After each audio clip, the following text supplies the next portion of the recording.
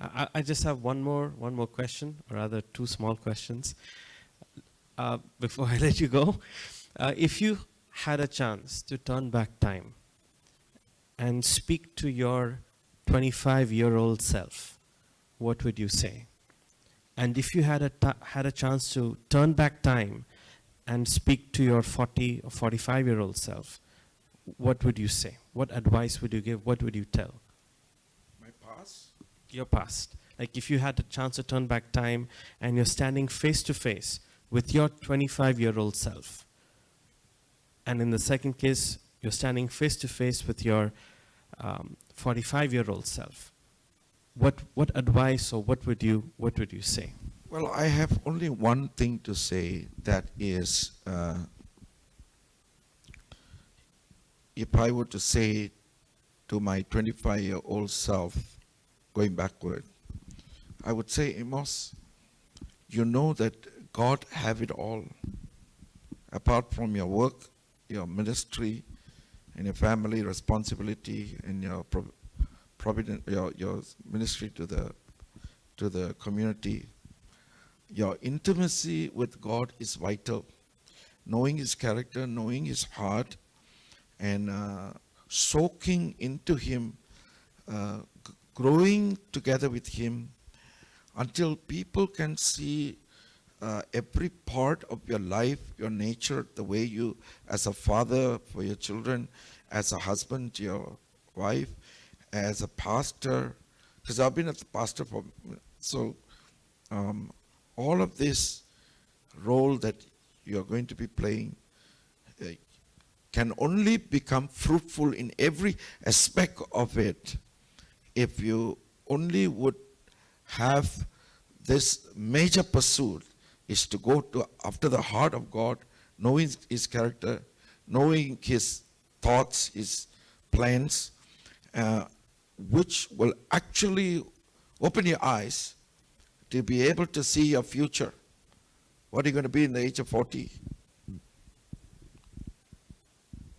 I think that would be what I would say to my old self.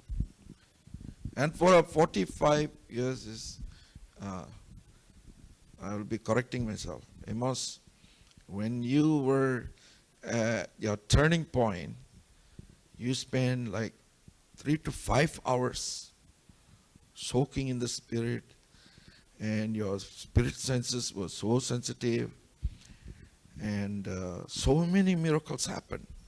Now you're theologically trained. Now you become a leader, and your intimacy with God is lacking, Amos.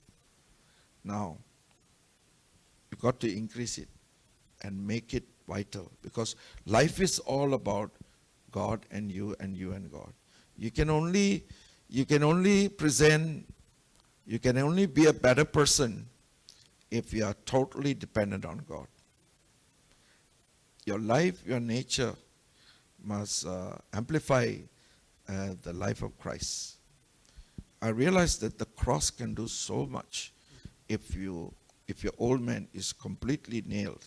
Like Paul says, I die daily. I reckon myself dead to the old nature and live in His stature, His life in me, through me. So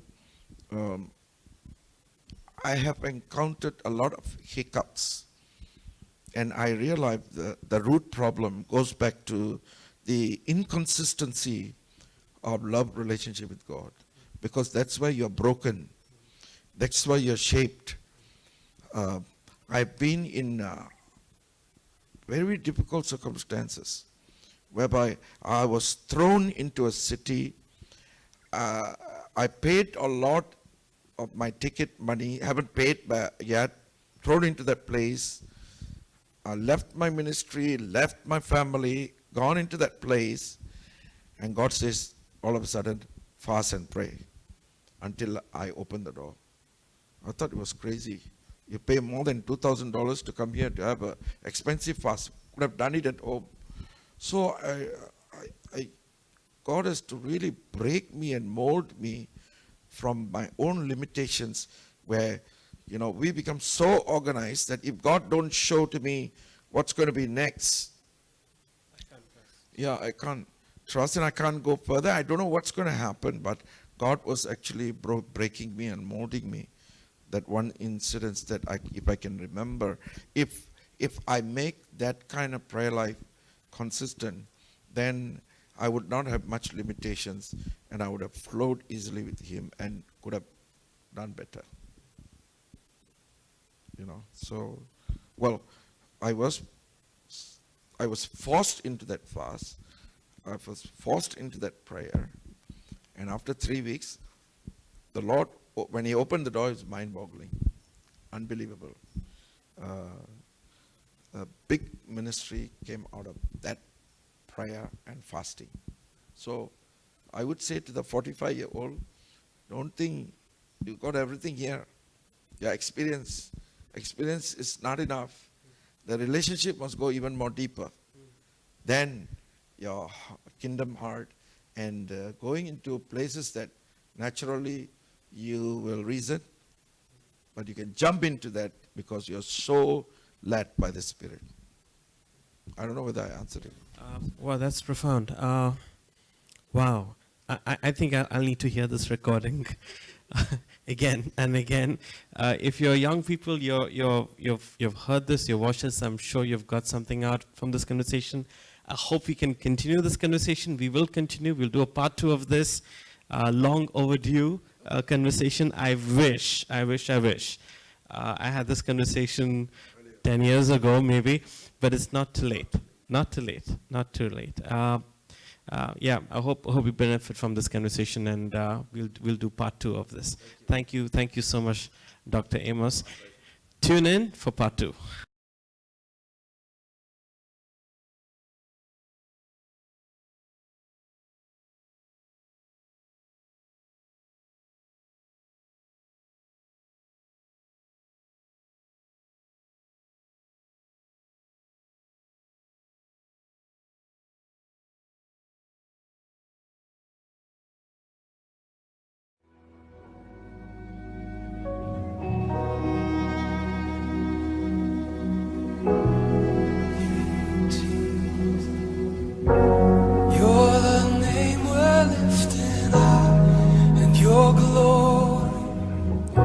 Shaking up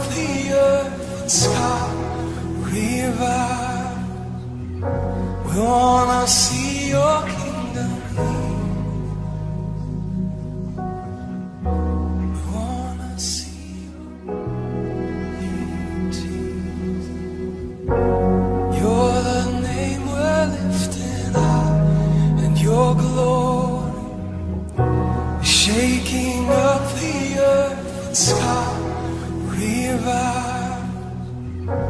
We wanna see your kingdom.